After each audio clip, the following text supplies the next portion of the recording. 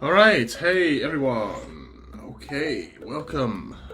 Who is watching today? If you're watching the video today, then just give this a like so I know you're here, and let me know if you've got any questions. You can put them in the chat, the comments right now. I'm going to go through. I know there were some questions posted earlier, and I am excited to with you some of what I learned over the last year, growing my business to $250,000.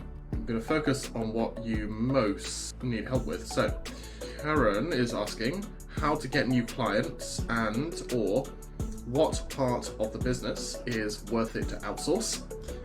Okay, so that is a fantastic question. We've got a question from Kimberly. How do you know when to build your team so you can make your business grow? And what is the best way to do this? And Dominique says, how do you market your business step by step? Okay, fantastic. So what I'll do is I'm going to start off with an overview of the stages that I went through to go from 0 to 250K. And then I'll focus on those specific questions, but you may find that they're answered anyway from what I cover. And if you have any other questions right now that occur to you as we're going through this, then please just put them in the comments as we are live. Okay, so let me begin by saying that the most important thing, if you want to grow a business to a higher level, what you're really doing is you're growing yourself. So 20% of growing a business is skill and 80% of it is actually mindset. This is especially true about big symbolic milestones. So going from less than 100K to more than 100K, what we usually see is that people who achieve that very rarely go back. So once you reach that milestone of making 6 figures, you very rarely fall back into failing to reach it. And in fact, if you said to me, Jacob, next month, can you only make 8,000? Well, I would say, well, that's very, very difficult. I'd have to work harder not to make 10K in a month than I would to achieve it. And the reason is that your environment, your context, and your mindset reach a certain level, and they very rarely go back to how they were before. So you simply take it as normal. The people you hang around with changes, the information that you're exposed to changes, standards that you set for yourself change as well. And so you end up in a position where making 10K a month is the new normal, and therefore it's easy because what seems normal to you will become. Now, the same thing actually happens at a higher level, which I'm going through now, of shifting to a 7-figure business owner and the new identity and the new way of thinking that involves. Let's talk about the step-by-step process, but the most important thing to know is that these steps will work best because they change your mindset, right?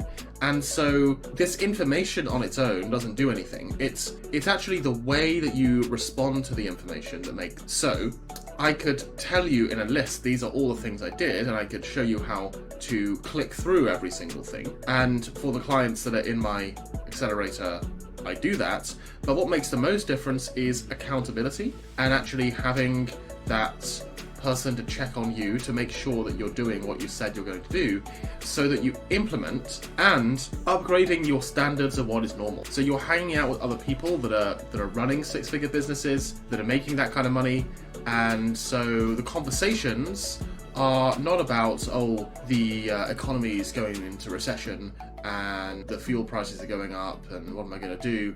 The conversations are about, well, how can I increase my revenue this month, or how can I reduce my costs, how I serve more people? And it's about possibility, and it's about change and progress instead of complaining, instead of a fixed mindset, instead of focusing on limitations. We focus on solutions, not on problems. So it's the accountability and community that made the most difference. But let me give you a breakdown of the steps that I went through. So the first step was, and this applies whether you're in education or some other kind of coaching, the first step is transitioning or coaching groups. Because it's very, very hard to scale one-to-one. Yes, some people charge extremely high rates for one-to-one coaching, but unless you're charging several thousand per hour, you're not going to build really a significant business doing that. So the first step is moving to a leverageable model, right? So a leverageable model means that you teach people in groups. That's a part of it. It means that you can then deliver your expertise to a larger number of people without running out of time or energy. Hey, Murphy, good to see you here. Let me know if you got any questions. And so you can actually expand. You can actually grow to more clients. So about 2 years ago, I was doing one-to-one tutoring, right? And I was doing like door-to-door, going to people's houses who hired me to teach them for an hour, or sometimes more than 1 hour, and I did some online as well, but basically I was selling my time for a fixed rate. And even though this was a relatively good rate as tutors go, this was like 70 to 100 pounds an hour, it was impossible to actually scale. And there was so much time taken up by traveling and preparing lessons and all of the logistics, communicating with everyone. So much time was taken up that I couldn't actually grow and serve more people, right? And so the only way I was able to grow my business was by leveraging my time, delivering the same amount of value, but in a more time-efficient way. So how do we do this? Well, one way, the biggest shift for me was teaching groups. But there are other ways that you can do this. So you could have a pre-recorded course which delivers your expertise to someone in a way that's actually repeatable and has zero cost of production, zero cost of doing it. You could have maybe a mastermind where you create a group and a community, and then people actually are kind of learning from each other as well as from you, and so you're facilitating that, you're creating the environment, and so the value you're creating is greater than what you could actually produce yourself. So that's the first thing, right? The biggest single thing was leveraging my knowledge more effectively. So many of you in here will be educators or coaches, maybe some of you looking to help people to grow their businesses, like Dominique, and some of you are educators like Karen and Kimberly. And so the most important thing was not to sell your time for an hourly rate, it's simply to sell an outcome. And this is actually also the key to one of the skills, which is the skill of sales and closing, that I will talk about in a couple of minutes. So, first step, leverage your time.